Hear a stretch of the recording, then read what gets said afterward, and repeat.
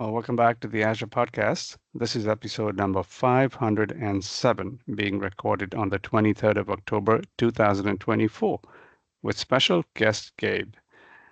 On Azure, in Teams with me, we have, of course, Cynthia, Kel, Evan, and of course, our special guest, Gabe, who we're going to get to in just a minute. But before that, let's talk about some news. And it has been a couple of weeks since we recorded a show, so I think there's a few news items that we need to cover. Uh, Kale, I think you had some, and then Evan as well. Yeah, sure. Yeah. I can cover mine. They're a little less technical. Two on AI. Well, I mean, it's kind of relevant to the current landscape of things with AI, but basically, the first one's around innovation and transformation through AI using data-driven insights. And basically, this is kind of walking through some of our partners in healthcare, transportation, logistics, those kind of things, and walking through how they're using things like Azure AI, how they're co-developing with Microsoft Research on developing algorithms for, things in healthcare fields such as cardiovascular risk and things like that that's happening.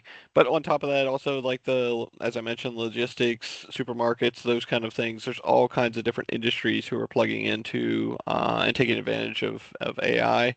And this kind of walks through some of the scenarios that they're going through.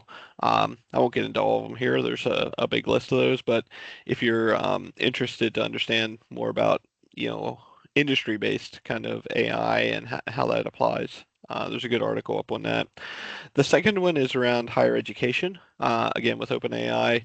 This one hits home to me because prior to Microsoft, I used to work at Kaplan, and we built online testing for graduate studies, higher learning, all those kind of things. And so it's interesting to see many years later how AI is being leveraged to do that. I can see it. I could totally realize how that could happen. And it kind of walks through. We have a blog up here talking about some of the scenarios that they're envisioning there with, support scenarios, of course, with a co-pilot, but also things like personalized learning experiences.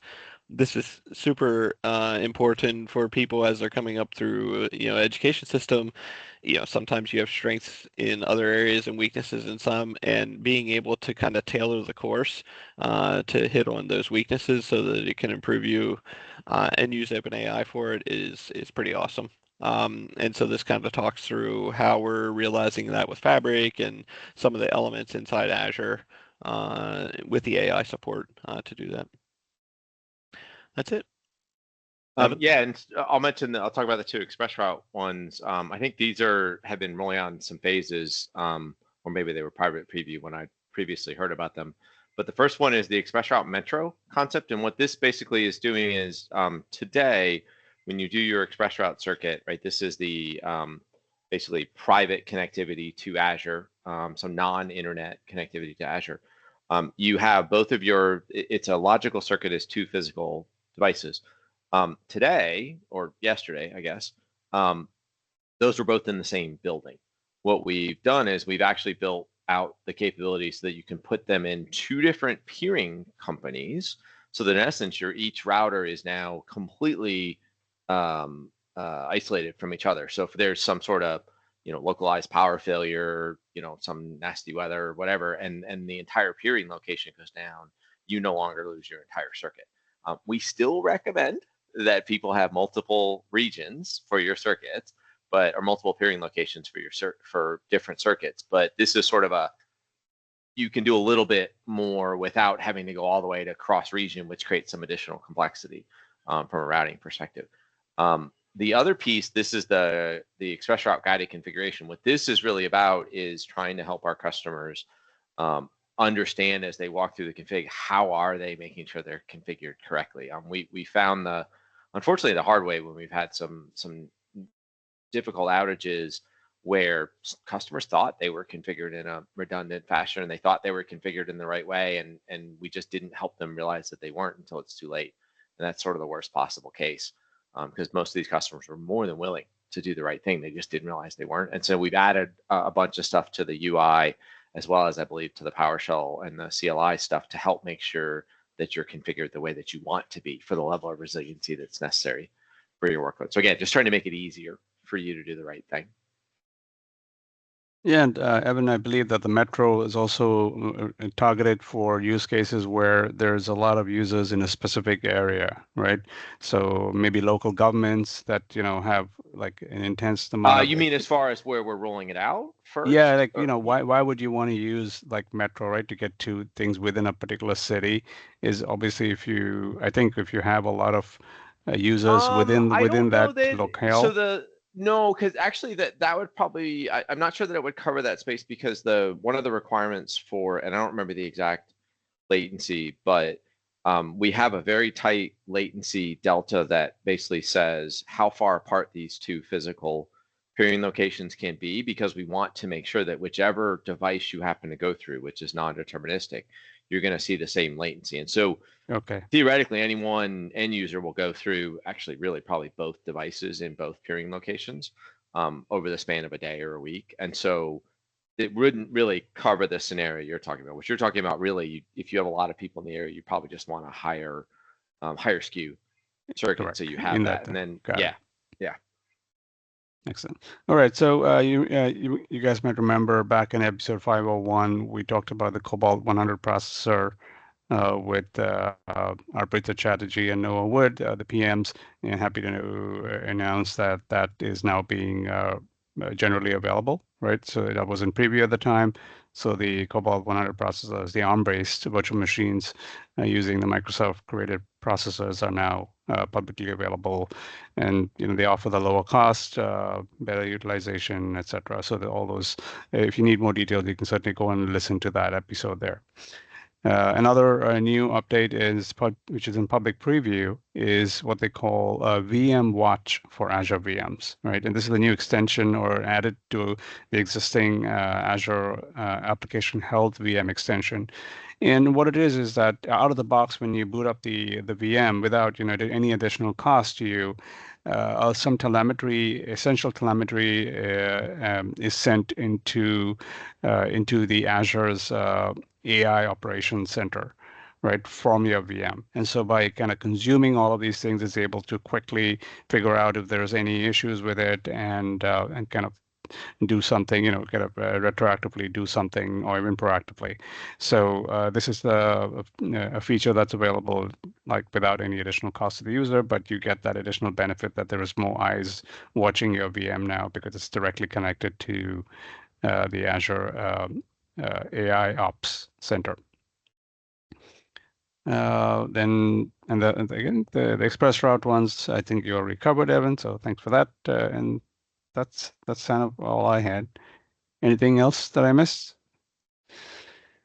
I had one also around the Azure AI Studio. So right now there's a synthetic data generator that can help with some of the non-adversarial tasks, because historically it has been helping with all the injection, all the more security and risk factors. But now that you can generate some of the more day-to-day regular interactions so that you are able to test out and evaluate your application. Yeah, it's a good one, Cynthia. It's a common problem when we're working with customers on AI applications that they can't create enough of the ground truth data, which has, some of the expected inputs and outputs that you want to test against or evaluate against. And normally somebody would sit by hand and kind of typing all that out, which of course takes a very long time. And having this feature now where you use AI to itself to generate that is pretty cool, right? Right in the AI Studio itself. So that's a good one. That's such a difficult problem. I know we've been doing a bunch of AI work with customer support data, and because this is actually a different class of data than traditional data, like we've had to really work hard to get a data set that we can use, and we figured out ways to do it. But like to your point, right, just having AI generate your data for you that looks great it's a great recursive solution to the problem. But yeah, it's so like without data, you're sort of stuck, right? So yeah, no, it's great. Such a hard problem. Well, thanks for all the updates. So I think this is a good time to turn the mic over to Gabe. Gabe, thank you so much for joining us. Please tell us, what you do at Microsoft and kind of what your passion is in Azure, and we'll take it from there. Yeah. So I'm Gabriel. I have worked in Microsoft for quite some time, 8 years now. Before I used to work on Azure already. I work for ISC, that something software engineer, industry software engineer. But we actually take care of like large customers that actually want to work on Azure. I'm Most of the listeners are going to know me, but the maintainer of the infamous naming module for Azure. So if you actually are using Terraform and use naming, I'm the guy that actually responsible for that most used modules. So that actually is one that I maintained. I actually helped create ALZ back when the back Azure landing zones and the whole Azure Landing Zone Accelerator was actually part of my work to the PowerShell for that. I'm actually responsible for that repo too. So there's a lot of like work of myself, exciting infrastructure and all that. I contributed a lot to the Terraform provider itself. So a lot of the Azure RM Terraform providers actually are things that actually I did that in the past. Actually, my company back before I joined Microsoft actually wrote big part of what became Azure M, even before Azure M provider existed on Terraform. So have been a long time that since I have been focusing a lot of like on infrastructure on Azure and especially about secure infrastructure. I used to work a lot in government too. So looking a lot of about like secure use case and use case where actually the data restrictions are quite fast. So principal engineer, Microsoft working on those areas. That's great. So give us a sense for the current state for if we're doing. You talked a lot about doing deployments in Azure, right? And there's obviously many ways to do deployments. Where is the kind of company or the industry heading towards in terms of deployments? What are people looking to do, and what are you trying to promote when it comes to doing secure deployments in Azure? Exactly. I think, as I said here, I think on a lot of the episodes in the past, like the SFI initiative on some episodes past here that actually was covered on the podcast too, and on some of the other ones, like there's a lot of focus now inside Microsoft and outside of Microsoft on the whole like industry around security. And it's something that used to be quite common for me because I came from like defense and intelligence background. So that's something that we have been doing for quite a lot, but now actually became this thing that a lot more people are working on and actually focus on. And Microsoft saw that like, okay, there's ways that we need to actually to promote these, like so the Azure, I think something that came from that was from Azure Verified Modules. So AVMs, that if we don't know about Azure Verified Modules, is a way that Microsoft, anyone that's creating Terraform or Bicep or anything like that, you end up creating a lot of modules saying like, I want to provision a VM. I want to actually do all of that. And you end up like creating that module inside your company for like provision VM instead of actually dealing direct with the resources because you want to limit some things or do something else. What we wanted to do is like consolidate those modules and especially modules on the registry, the Terraform registry and all that one, in a way that's easier for people to use and actually has some consistency on them, and it has been vetted by Microsoft. So I'm part of one of the people on the AVM core team, and actually that's something that even Azure Landing Zones now is becoming to be built on top of AVM, that's Azure Verified Modules. So the idea of these modules is that like you go there and get a consistent way to implement things. So things like, example, I want to enable private endpoints. If I want to do that now, I do it differently for each one of the resources that I need to do. Like for each one, if I want to do that for search, I do it in one way. If I want to do that for like storage accounts, I need to do that in a different way. If you go for Azure Verified Modules, every single one of them supports private endpoints, and it's always the same structure that you need to pass in to get your private endpoint deployed. So things like that actually makes it a lot easier for you because once you've done that for one resource, it's actually easier to do that for all different resources. So AVMs will make that a lot easier. Cynthia? Dave, I'm curious because you talked about how the Azure landing zones use these Azure verified modules as well. When changes occur in AVM, how do they reflect on all the different other infrastructure as code that utilize the modules Yeah. already? So that's something that's good that you point out. Like one thing that actually is enforced by AVM is that if you're using AVM, you're required to be using semantic versioning. So that's something that is actually part of what is done that one. So it's like it's not like okay, suddenly my Terraform version changed or I changed my Azure M version and everything breaks underneath me, like and that's something that actually I think everyone experienced of that one. Oh, they changed the way that the variable is declared or something like that, and now everything's breaking on top of you. So we actually run tests. There's a pipeline for tests for all the AVM resources to guarantee that they actually are being tested with different versions of Terraform or different versions of Azure and providers. So the idea is that like when you only update when you need to. So you actually would go there and put like a specific version that you want to use for AVM module and all that, and that actually is going to be something that you're going to be using. The idea of AVM is that like it's all on Azure Verified Modules, they're all done by the community. So it's like if you want to create one and it doesn't exist yet, you go to the Azure Verified Modules repo and you submit issue for that. Say like I want to create this module, and it's going to be evaluated and triaged by the Azure Verified Modules core team. And if it gets approved, we actually go there and build on top of that and give you top of that. Sujit? Yeah, so when you talk about Azure Verified Modules, I think it's only Terraform, right? You're talking about Terraform here primarily, or could it be Bicep as well? It does actually Verified Modules. They do work on Bicep, and not only they work on Bicep, but they are as part of the autocomplete for Bicep, even on the Bicep extension for VS Code. So they are the first ones to actually get that one. So if you are creating a Bicep module on VS Code, they actually are part of that Bicep autocomplete there that you have. So even on the extension, or if you're using the extension module for VS Code or something like that, you actually are getting all the Azure Verified Modules as part of that for you. So it's an easy way to do that one. So how are the AVMs themselves built though? Are they built in ARM, or what is the? They are built like, as I say, like each one of those is going to be built by their own maintainer, and they are going to be built on Bicep and Terraform.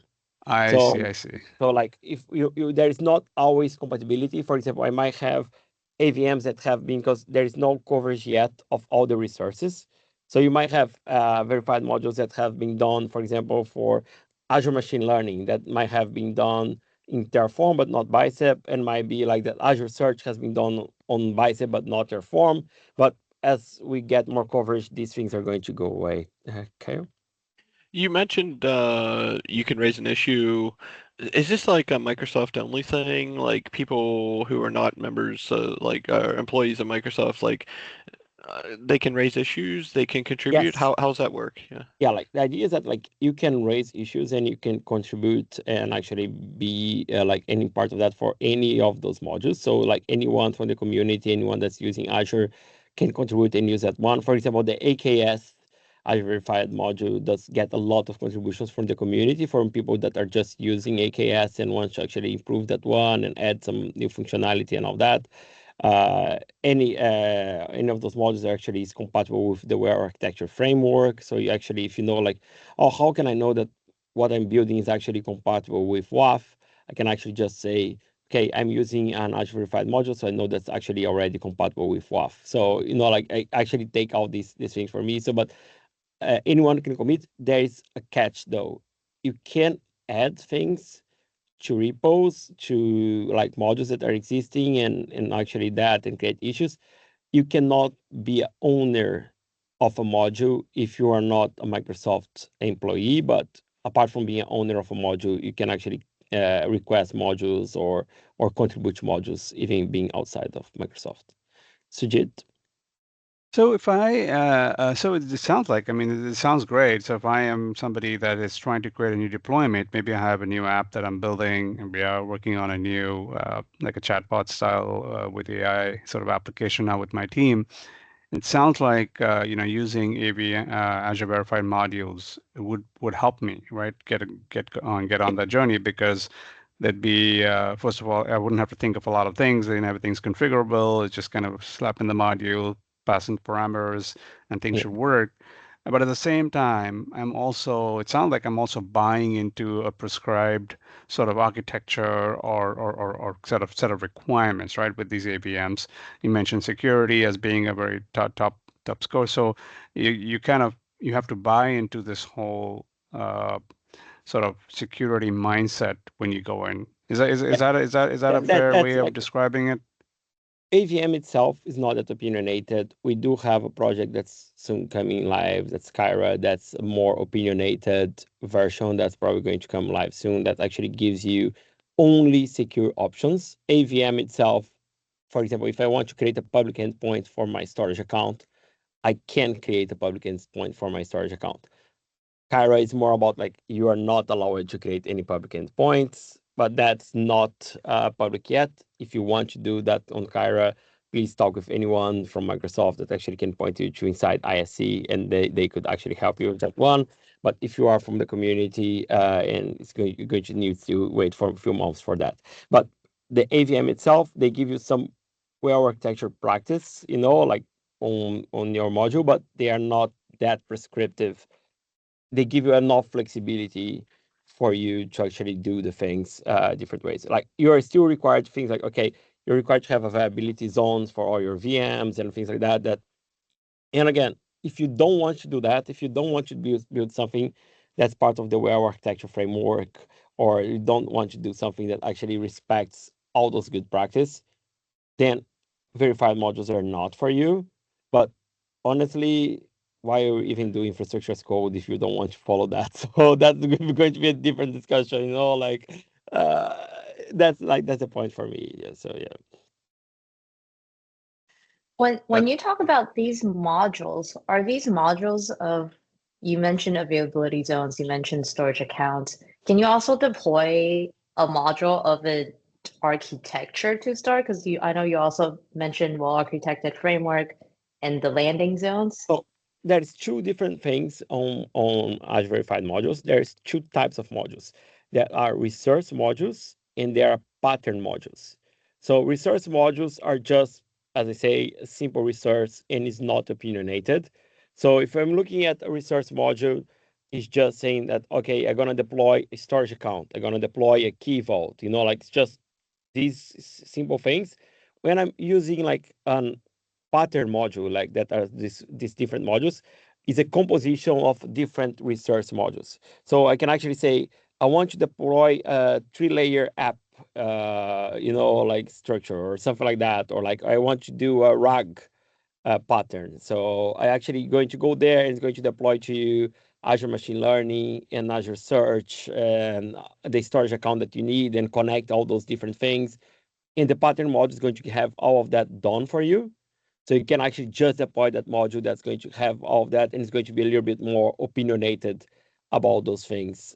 So the pattern modules are going to be a more complex, all batteries included scenario, and resource modules are just individual resources with the well architecture framework on that one. Sujit. So you've been saying that you just go there and get it, but like if I'm starting afresh, how do I do? What do I have to do? Like, what's the setup? You mentioned the VS Code extension will automatically query The modules the for you. repository. Yeah, but is that the only way to do it? Do you have to use VS Code, or can I just use No, some other tools to kind of create if these? you go if you go to aka.ms/avm, you actually can get all the resource modules, the pattern modules, why that exists, how to work, and the list of the ones that exist, the list of the ones that like are proposed to be done or something like that. So it's actually a quite complete list. Apart from that, all the resource modules for Terraform are actually on the Terraform registry. So you can actually use them as you use any other resource module for Terraform. And all the Bicep modules are part of like the Bicep module repository. So everything is there. It's part of those repositories, and you can start using by them. So you do not need to actually find out somewhere else, but aka.ms/avm is the place you go to actually get the starter one. Even if you're using Bicep or Terraform, you can actually start from there.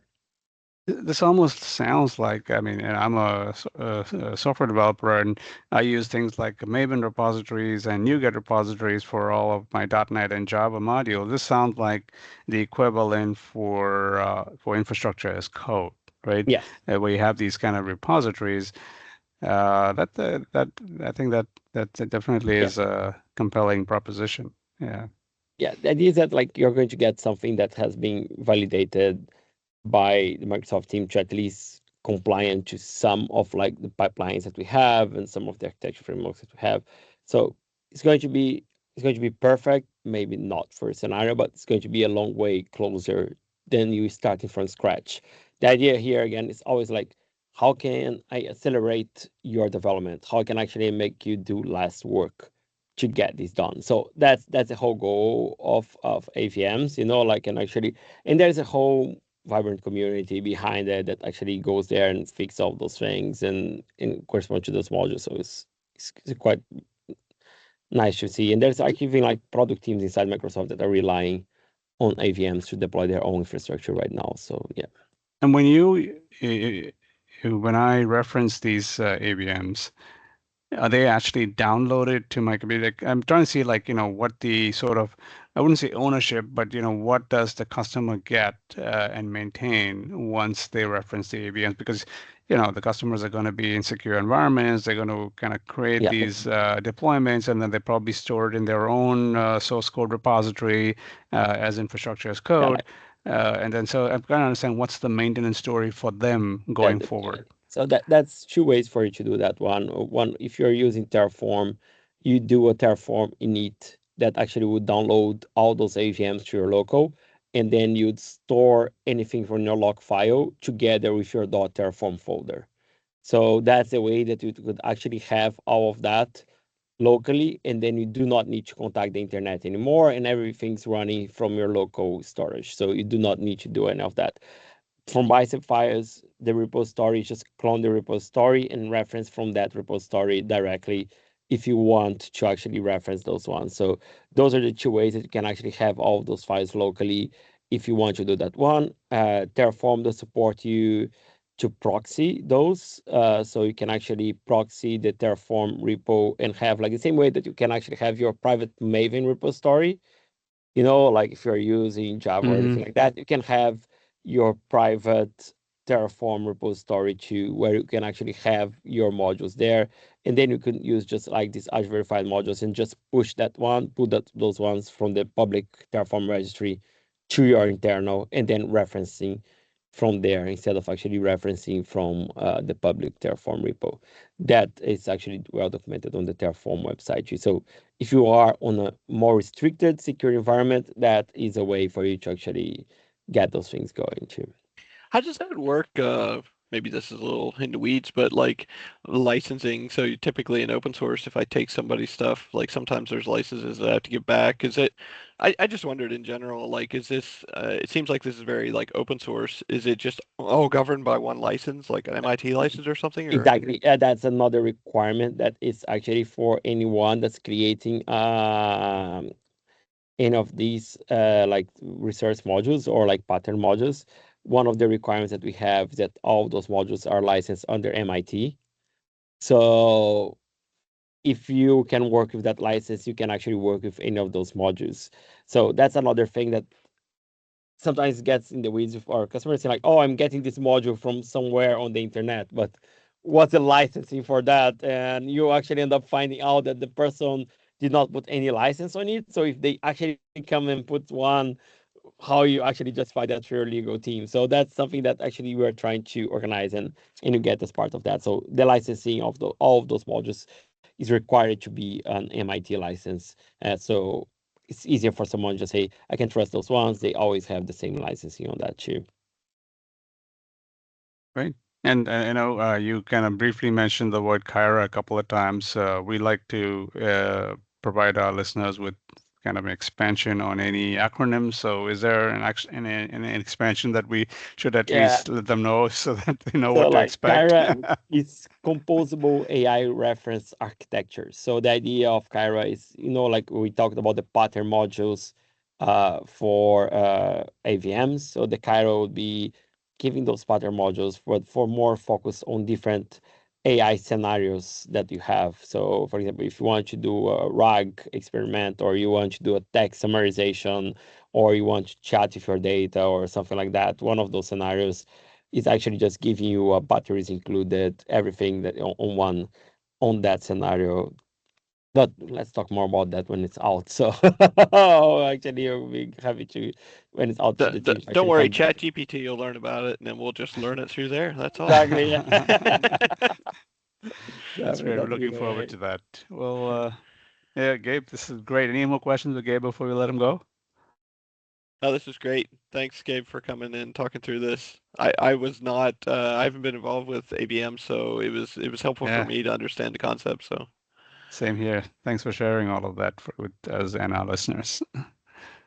And yeah, if you have any links, please send them over, and I'll put them in the kind of chat in the Description. in the show notes here. Okay, thank you so much. All right. Thank you. Thanks.